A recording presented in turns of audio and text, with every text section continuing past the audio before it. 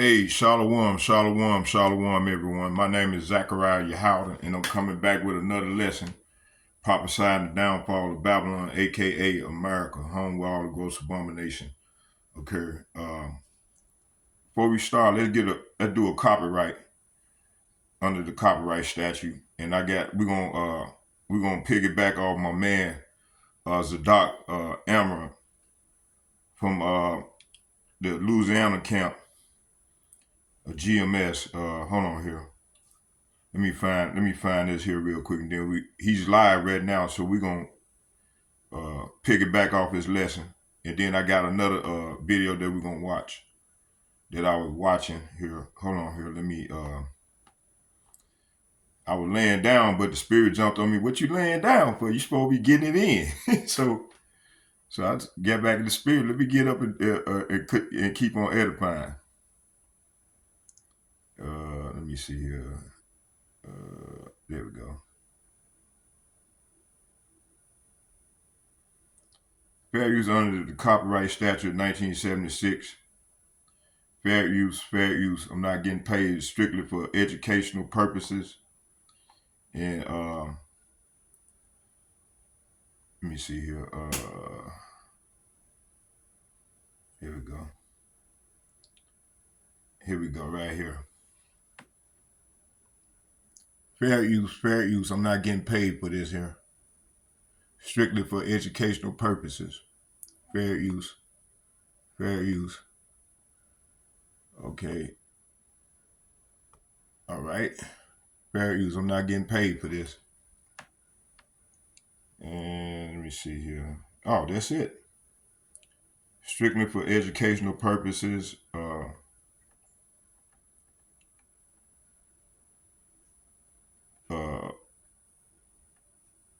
Fair use typically involve taking small portions of copyright. Let me see. That ain't what I wanted. Let me see.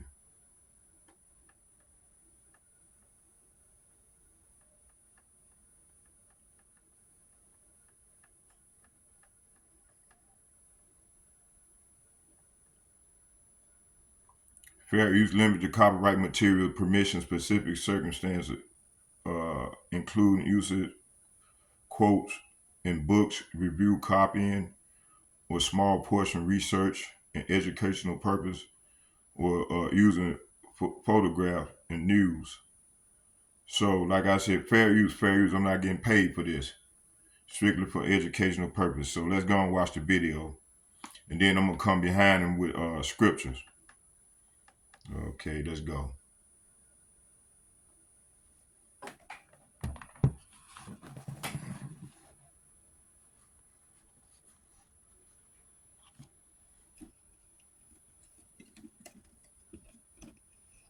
Y'all bear with me here.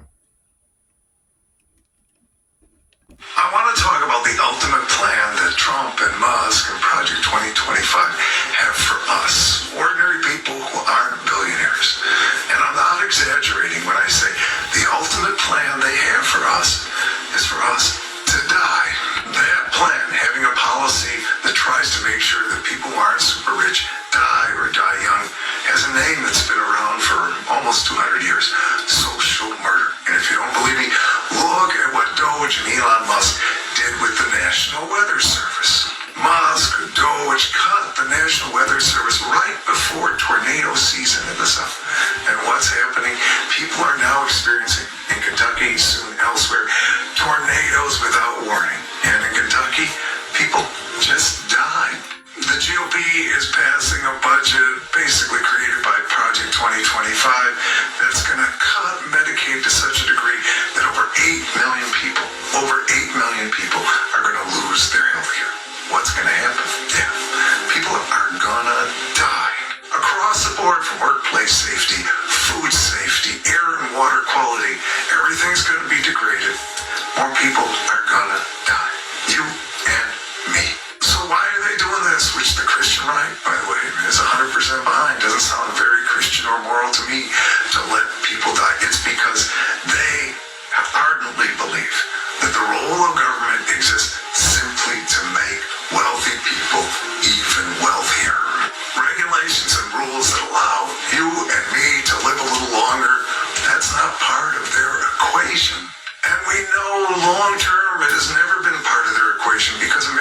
flat out don't live as long as their counterparts in Western Europe. And in fact, our lifespans have been declining. The goal of Trump and Musk and Project 2025 is to make sure by policy that you and me don't live as long. When we're no longer of use to them as young, able-bodied workers, off we go. So why are people voting for this? Voting for their lives being shorter and shorter every year. Because the billionaire class has been successful at distracting the working class by saying, don't worry about that. Don't worry about the fact that you're not going to live as long. There are trans playing sports. Worry about that instead. And somehow we've got to wake people up, and that's not being woke. Wake people up to the fact that they have been conned. The end goal of Trump's tax plan and the cuts to Medicaid, Medicare, cuts across the board, the goal is to make poverty unsurvivable, right? They have taken away so much from the working class as a whole, especially people who are in poverty. They have turned it to a point where no matter what, they keep trying to make it unsurvivable, but what they don't get, especially about people who have lived in impoverished areas, you learn to survive on nothing anyway, right? Yet, these people still exist every day.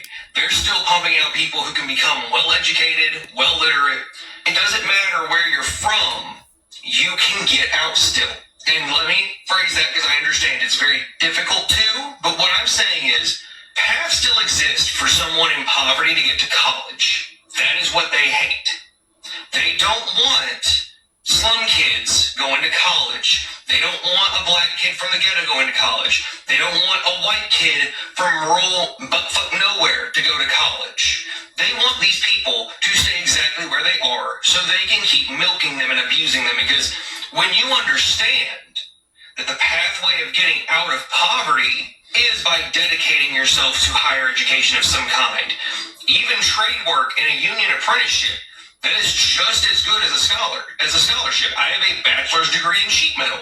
That's the way I'm going to word it on every single one of my resumes, because I completed an apprenticeship program and became a journeyman through a national union.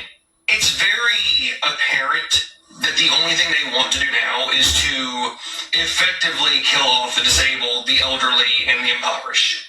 There is zero other reason. Because here's the thing, even though the Medicaid cut, it's going to impact so much more than just people on Medicaid. It's going to impact healthcare as a whole, because hospitals also their healthcare uses Medicaid to help supplement its funding. Their end goal for poverty is to be unsurvivable and ungrowable. You're not going to be able to, I don't even know the word for it, but you're not going to be able to get out of poverty anymore. Especially with the changes, with how much they're pushing for private school vouchers over public school, everything. They are going to make it where poverty is now inescapable. They want a caste system where when you are born poor, you will stay poor and go that way. Okay, let's go into this thing.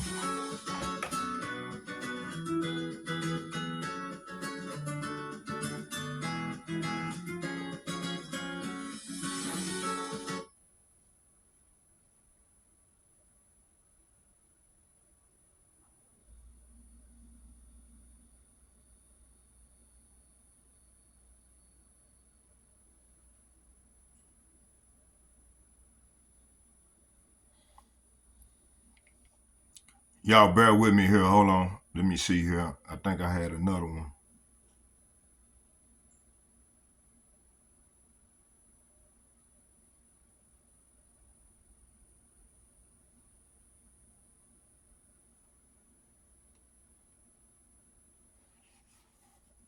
We're going back to he'd love to see that, because he's part of this globalist elite class that wants to lead Europe, further down on the road into hell, where they practically hit bottom as it is. So now I think it's a matter of pulling the rug out from under the Europeans by taking decisive action on his part to say, that's it, I'm out. Now he could do that. He could wait to see what this new discussion. Hold on, y'all. Bear with me here. Taking decisive action on his part to say.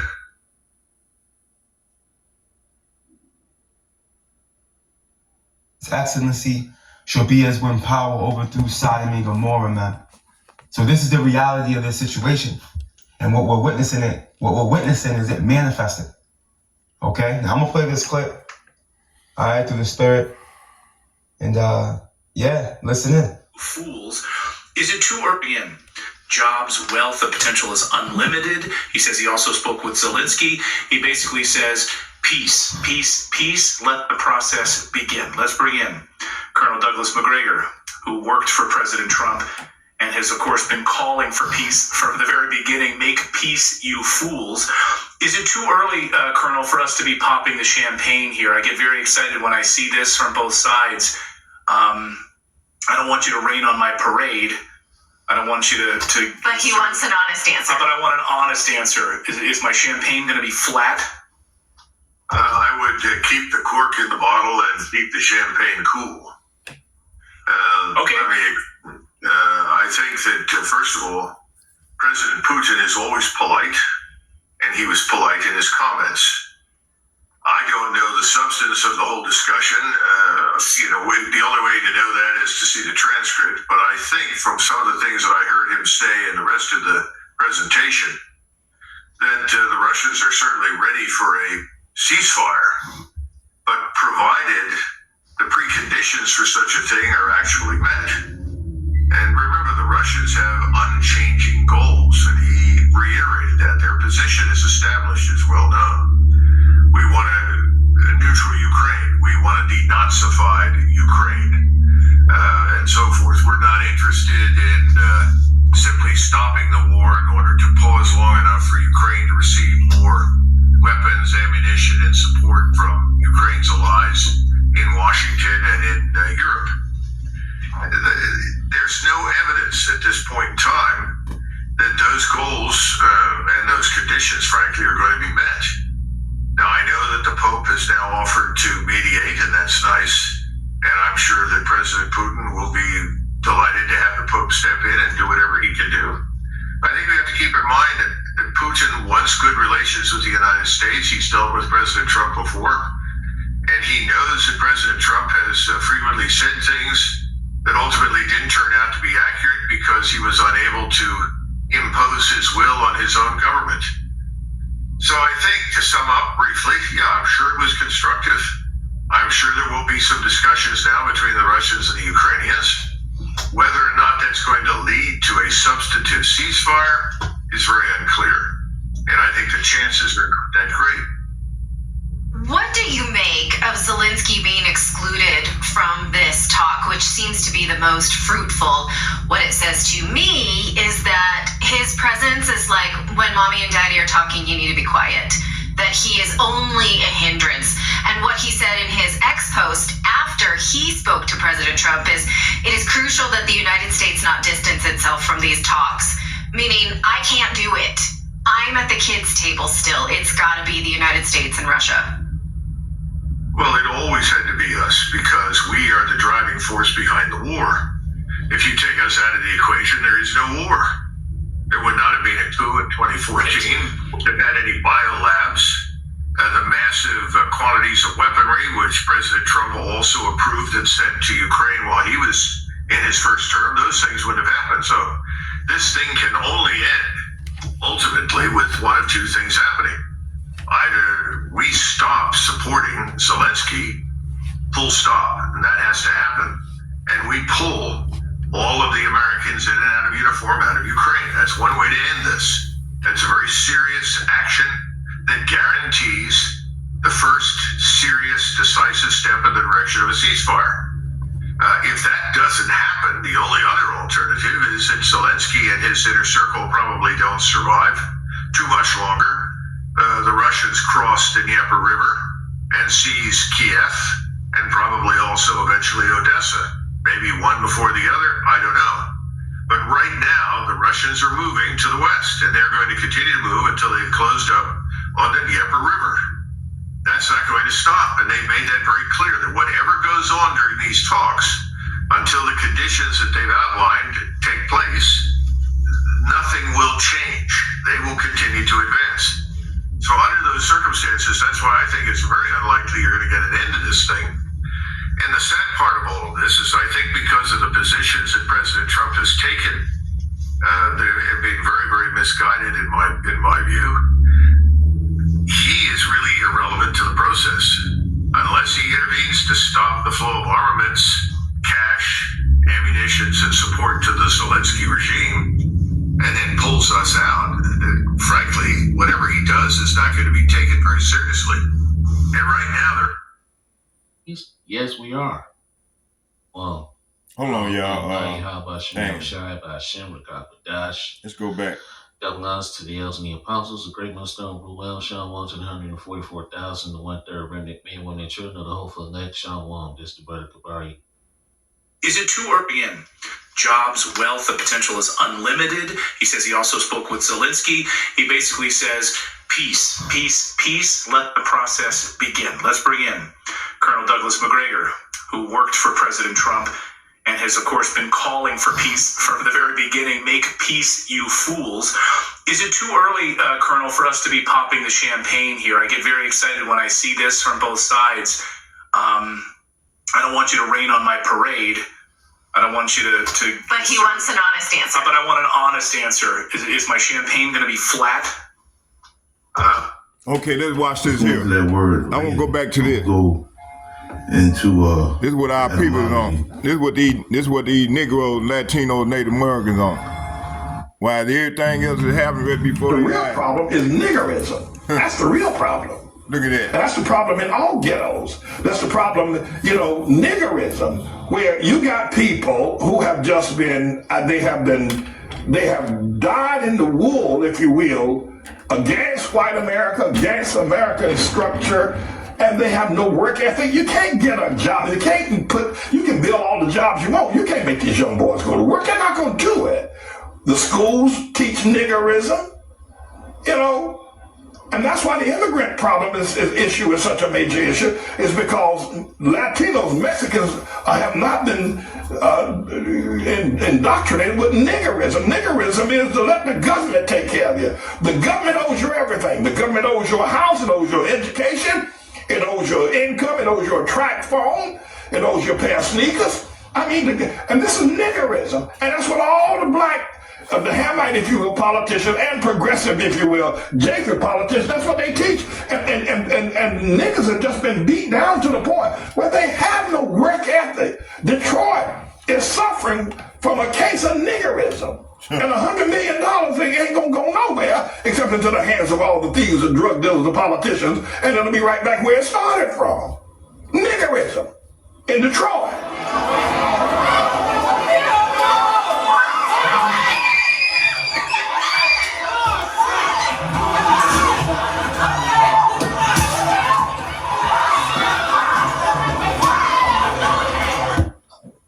Shalom. Okay. All praises, honor, and glory to Yahweh Hashem, Yahweh Shai, Bahashem, Rakak, Wadash. Double honors to the apostles and elders.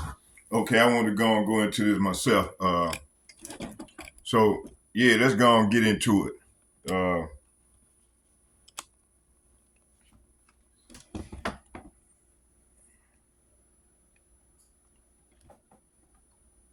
Okay, let's go into it. Okay, let me see here. I want to start. Let me see here.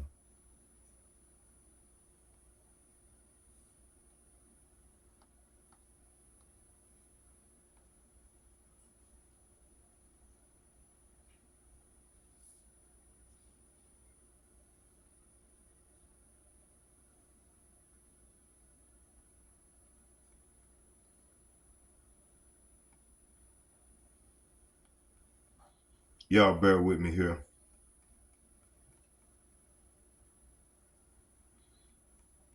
So it ain't gonna be no peace, man. As I said in my last video that I did, it ain't gonna be no peace, man. The Lord said he came not to bring peace on earth, but a sword. And this is what you seeing right now. Let me see here. Which one I want? I think it's this one right here. Yeah, this is the one I wanted right here. Okay, what we're going to do, we're going to start in 2nd Esdras, the 15th chapter. We're gonna start right there. Okay, I'm using my Bible here. It says 2nd Ezra chapter 15 verse. I'm finna read from 1 to 4. And it says, "Speak in the ears of my people the words of prophecy that I will put in your mouth, said the Lord." So the Lord is saying here, Yahweh Shem Yahweh commands Ezra and today his prophets, which consist of the elder apostles from GMS and like-minded men on down as myself. We as his today, we are his prophets. It said to speak directly to his people, the Israelites, in modern time. That include the so-called Negroes, Latinos, and Native Americans. The Most High is not speaking to all nations. You know, as these churches been they teaches. It said, but to the chosen remnant, this command today applies to the men of the Lord who are on the highways and byways online, proclaiming judgment, prophecies, and repentance. 2, it said, cause them to be written on paper, for they are trustworthy and true. So the instruction to Ezra received were preserved through the Spirit for this exact generation. These words are written down so that they would survive the ages and reach us, which is now. It said the verse proved the validity of the scriptures in 2025. They were written because they are faithful and true. The prophecies are not fiction. They are divine warnings unfolding right now as I'm speaking. Okay. Verse 3, do not fear the plots against you, and do not be troubled by the unbelief of those who oppose you. See, we're going to have a lot of people, even 2/3 of our own people, going to be opposing us. They doing that right now as I'm speaking. So this is powerful. This is a powerful encouragement in these last days. When we speak prophecy, many scoff and scheme against the truth. But Yahweh Ba'Shem Yahweh tells us not to fear them.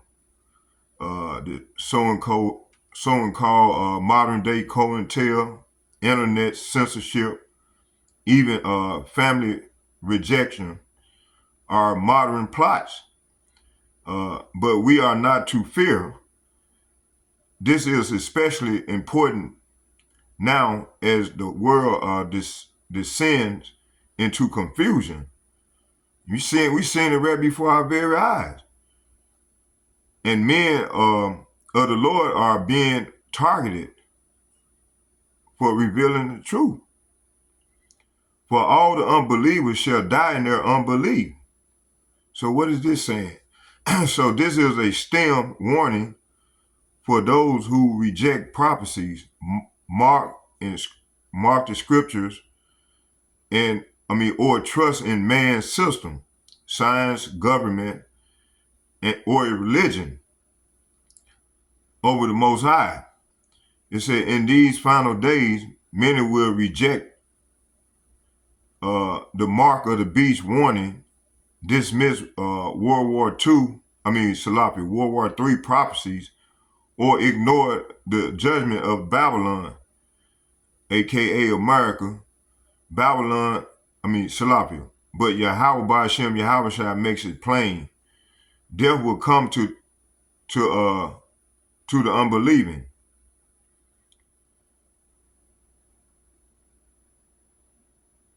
Second Ezra chapter, let's get that.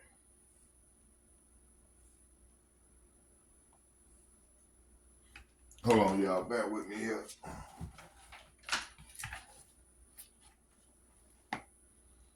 Second Ezra chapter 15,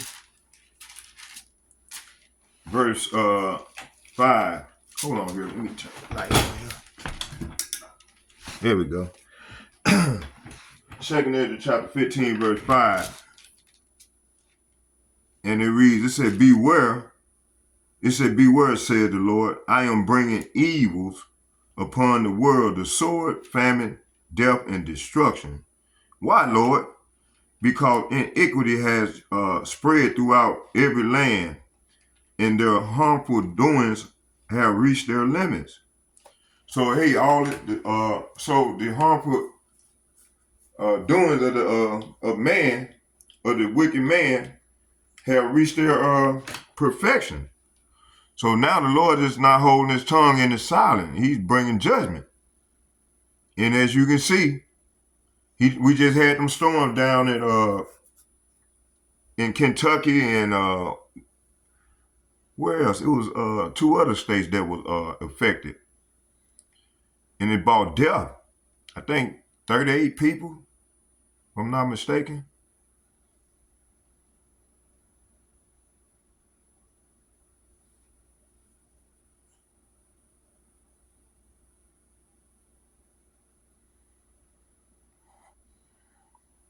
So let me see, let's go back.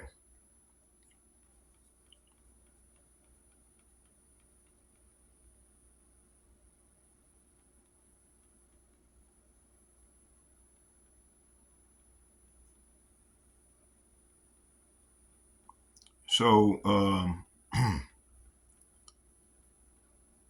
so verse 9 said, behold, my people, hold on, not right there. I'm going to I want to start at 6. It said, for wickedness has exceedingly polluted the whole earth, and their hurtful works are fulfilled. Today's wickedness is everywhere. Witchcraft and entertainment, transgender, indoctrination, child trafficking, mass surveillance, GMO in foods, abortion, and more. The earth is polluted not just physically, but spiritually. So the Most High is not stepping into a cleanse. It said now the Most High is now stepping in to cleanse the planet by judgment, because iniquity of Esau, Edom, and the nations has reached its full limits. Let's go to Genesis chapter 15, verse 16. Hold on, bear with me.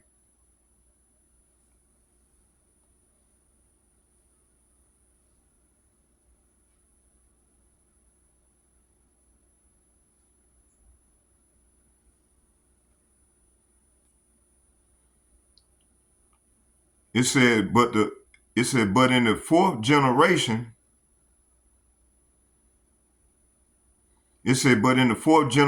they shall come hither again, for the iniquity of the Amorites is not yet full. So in verse this is saying after 4 generations, your descendants will return here, this land, spiritual Egypt, for the sins of the Amorites do not yet warrant their destruction. See, so we got to wait to the exactly end. Okay. Let's get Revelation 18.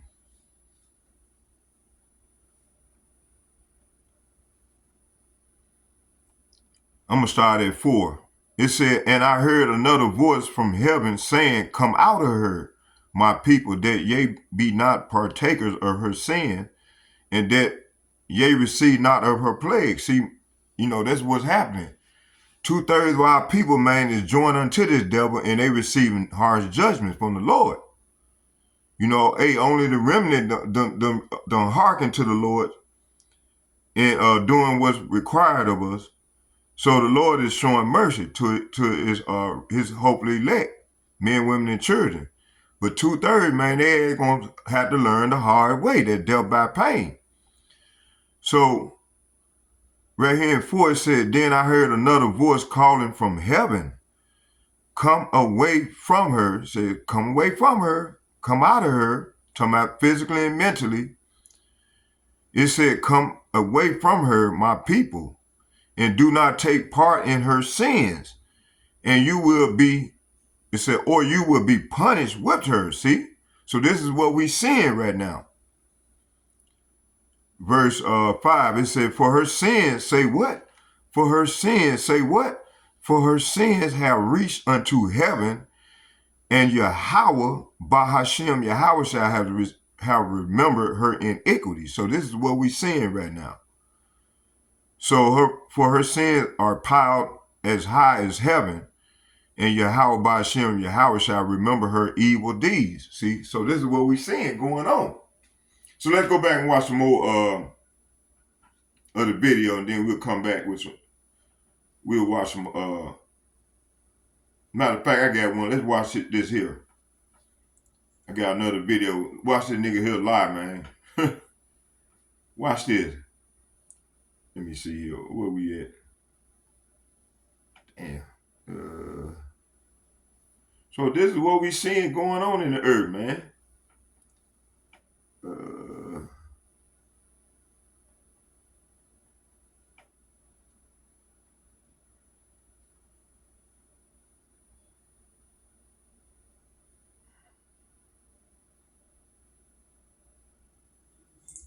First and foremost, before we get started, I'd like to give all praises and honor and glory. Let's let my man, let my man get it in a little bit. This is Sadak. Hey, subscribe to the brother channel. And double honors to those green millstone while lunch is true. It's the brother channel right there. That's scattered abroad. Let's watch some of his video. Come back here today with another great powerful lesson through the spirit and power of Yahweh. And the type of day lesson is the ultimate plan. So I'd like to say shalom to all our listeners and learners. Hope this helped you today and guide you back in the path of righteousness and back to your true power. Jafat, Yahweh, Ba'ashir, Yahweh Shah. So before we get started, let's go to the book of 2 Corinthians chapter 2 and verse 11.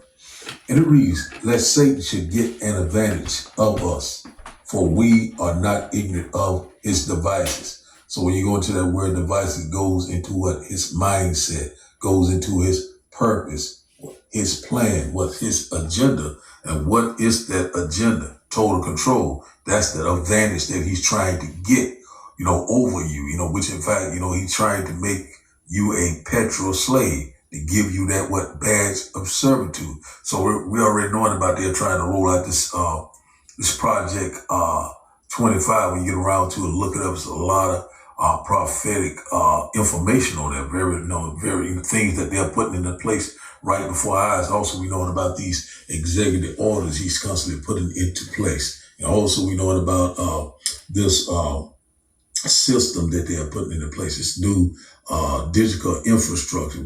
Even though we sound like a broken record, but hey, man, this is where we at right now. So, and also we know that what's going on in China is getting ready to come to America. We already know about the social credit score over there in China. They're rolling out this new surveillance system. Big Brother is watching. Look that up. Also it's going to be dealing with DARPA. A lot of these things are coming into play. And also we know that they're using that hawk manipulating the weather machine. Get it, brother. Knowing what happened in just recent in St. Louis and also in Kentucky, many other places. I think it was London, Kentucky. But one thing about it is all through the spirit and power of Yahweh, Ba'ashim Yahweh. We know that the Lord is in perfect control. So we already know he's trying to get that advantage, total control. That is the ultimate plan. To bring out this NWO. That's exactly what they're trying to roll out. So we constantly seeing things are constantly changing. They're constantly putting things into place. We're already knowing that that these the stage is set, all things are ready. So right now, a lot of things is going down to your identification. It's going to be dealing with your biometrics. That's what we're constantly warning you about, left and right. And also, we know that many would be taken in a great number. We know that all roads lead to that grain of rice, the ultimate plan. So that's exactly what they want to do. And also, their inward thought is that they will rule forever. One thing about it, we already know that we're at the end of this man's reign of terror. So that's why I named the day video The Ultimate Plan. So I have a few little videos and we're gonna bring them out in a minute. So we seeing that we are so very close. Revelation chapter 13, 16 through 18 is speaking loud and clear. It's getting ready to be a global event. You will not be able to buy or sell, not being a part of this new plan, a new system that they're putting into place. So, once again, we're not ignorant of his device. Satan, and who is the physical counterpart of Satan, the so-called white man, the devil that the Bible speaks of. So we already know that his time is very short. So he's getting ready to come down with great wrath. So we get ready to see a lot of things. Also, we know what's going on in the Middle East right now. We see that China is getting ready to give aid to the Gaza, over there in Gaza, or the Gaza Strip. And they already telling Israel that if they get involved in what they're trying to do, they're going to wipe them off the map. And also it's rumors that Israel is saying that they're getting ready to go into Iran. It's only a rumor. It has not been confirmed, but we're going to hear rumors of wars all over the place. Things could go nuclear at any given time. So this is the ultimate goal. They want to bring out all this order out of chaos. But one thing about it, it's getting ready to turn upon their own head. The Lord already said their hands will not be able to perform their enterprise. So we know that the devil is getting ready to try to fill his belly. That's what evil scheme, his evil plans. And one thing about it, trying to get advantage, but we're not ignorant. Who is that? The prophets, the men of the Lord, the one that's constantly sighing and crying.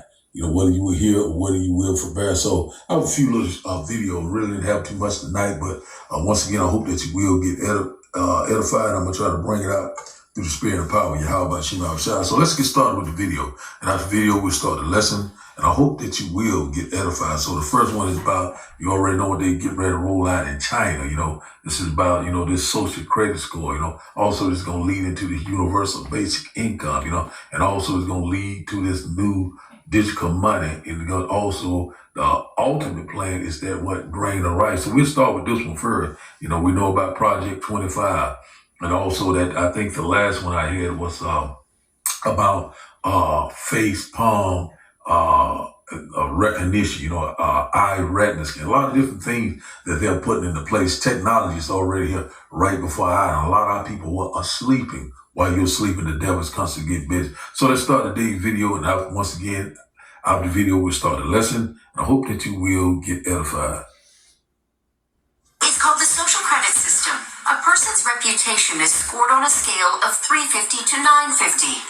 And Howie, with a good score of 752, is okay with it. In fact, most people are. It's a mechanism pushes you to become a better citizen. It's big data meets big brother, expanding how the government